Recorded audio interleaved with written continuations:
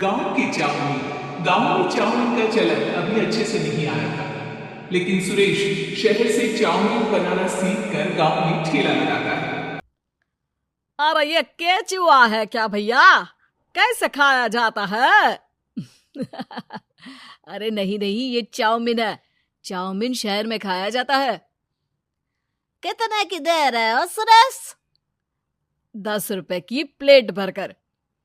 तभी वहां शहर से पढ़ा एक लड़का आता है।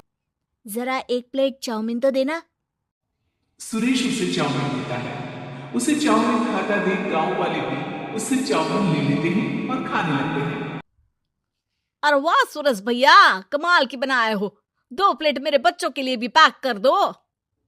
बस फिर क्या था, सुरेश का ठेला लगता है और चाउमीन खरीदने वालों की लाइन लग जाती है।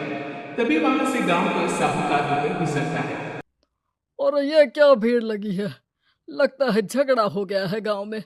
चलूं मैं अभी तो मजे ले लूं। अरे कहाँ है, इतनी भीड़ लगी है यहाँ? लड़ाई हो गई है क्या? अरे साहूकार साहब, ना ना ना, कोई लड़ाई ना हुई है। ये तो सुरेश की दुकान है चाउमीन की। हम लोग चाउमीन खाने आए हैं, आप भी खाइए ना। साहूकार चाउमीन खाता है और सुरेश की तरफ देखता है, जो सारे दिन के पैसे भी रहा होता है। अरे सुरेश, क्या लागत है इस काम की? अरे साहूकार जी, आप अब आए तो ये पूरे 10,000 रुपए ले जाइए, जो पिछले साल शहर जाने से पहले आपसे लिए थे ना। लागत तो क्या कहे, जो आपने दिया था उसी में सीखा भी है और दुकान भी खोल ली। अरे पैसे इतने जल्दी क्या जरूरत थी? कैसे जरूरत नहीं थी साहूकार जी? इतना मोटा ब्याज कहाँ से भरते? साहूकार को अब सुरेश की दुकान को हड़पने की लालच आ जाती है।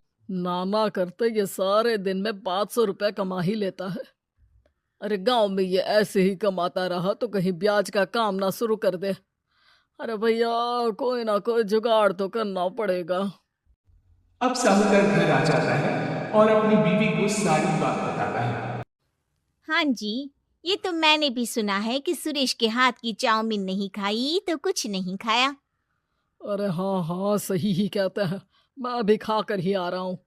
अरे भाग्यवान है, कितना अच्छा हो ना अगर वो पैसा हम लोगों को मिल जाए। क्यों? हैं? हाँ, वो तो है, लेकिन कैसे? हम लोगों को तो चाउमीन बनाना आता ही नहीं है।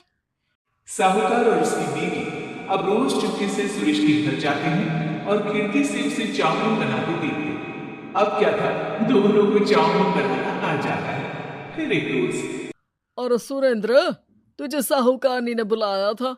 बोल रही थी कि बेटे के जन्मदिन में 10 किलो चाउमीन का ऑर्डर देना है। बना दोगे ना? अरे हाँ हाँ साहूकार जी, मैं जरूर बना दूंगा। कब देना है घर में 10 किलो चाउमीन? अरे वो तो तू घर आकर बता कर लेना, मैं नहीं बता पाऊंगा। ठीक है, शाम को काम निपटा कर आ जाता हूँ। सुरेश साहूकार के घर जाता है, लेकिन वहां मियां बीवी मिलकर उसे बंदर बना लेते हैं।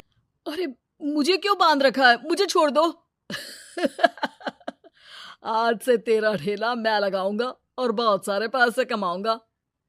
साहूकार एक आदमी को सुरेश की निगरानी में लगा देता है और वहां से चला जाता है। अगले दिन, अरे साहूकार जी, आप कब से चाउमीन बेचने लगे? और अपना ये सुरेश कहाँ गया? और वो तो शहर गया है।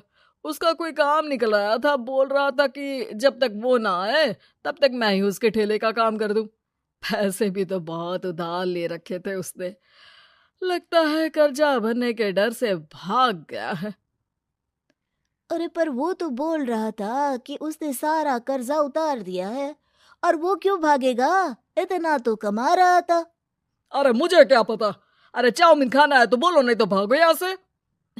अरे हाँ हाँ, दे दो दे दो। अब तो चाउमीन खाना पूरे गांव के लोगों के लिए आदत ही बन गया है। ना खाओ तो नींद ना आए। हाँ हाँ, तो लो और निकालो 50 रुपए। 50 रुपए क्यों? सुरेंद्र तो 10 रुपए में देता था। अरे वो पागल था, मैं थोड़ी ना हूँ। गांव वाले जिनको चाउमीन की लत लग गई थी, वो करते भी क्या? दे दो, और ये लो 50 रुपए। लेकिन फिर साहूकार उन लोगों को प्लेट में थोड़ी सी चाउमीन रख देता है। अरे ये क्या, पैसे 5 गुना ज्यादा और चाउमीन बस इतनी सी। अरे साहूकार साहब, भगवान से तो डरो।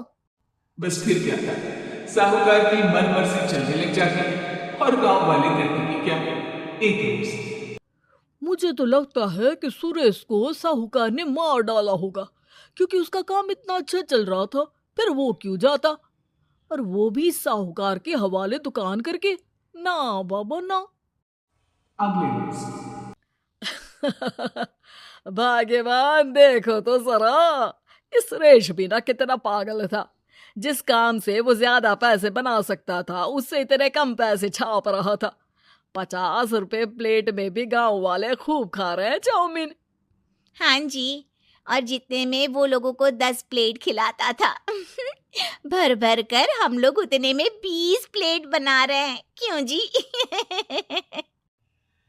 वहीं सुरेश रोज भगवान से मांगता कि बस एक बार वो किसी तरह वहां से निकलने में कामयाब हो जाए, लेकिन उसकी हर कोशिश नाकामयाब होती। फिर एक दिन, अरे भाग्यवान, ऐसा कुछ करो कि चाउमीन बनाने का खर्चा आधा हो जाए, जिससे हम लोगों को और मुनाफा हो।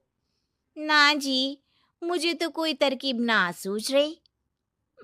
अरे सुनो, एक काम करते हैं। चाउमीन बनाने में जो सब्जी लगती है वो मंडी में लेने तुम देर रात चली जाना। तब तक वो सारी सड़ी गली सब्जी जो दुकानदार वहीं फेंक जाते हैं, वो उठा कर ले आना फ्री में। अरे वाह जी वाह, आप तो बहुत समझदार हैं जी। बीवी वैसा ही करती है, लेकिन अब लोग चाउमीन खाते तो मुंह बनाते। फिर एक बार, अरे राम राम राम, ये पेट में दर्द काहे हो रहा है? आई, आई, आई, आई, आई। हाय रे हाय, मेरा भी पेट दर्द के मारे फटा जा रहा है। सभी को शक हो जाता है कि उन लोगों को चाउमीन खाने से ही ये बीमारी हो गई है। वहीं दूसरी तरफ जो आदमी सुरेश की निगरानी कर रहा था, वो सो रहा होता है और मौका देखकर सुरेश वहां से भाग जाता है।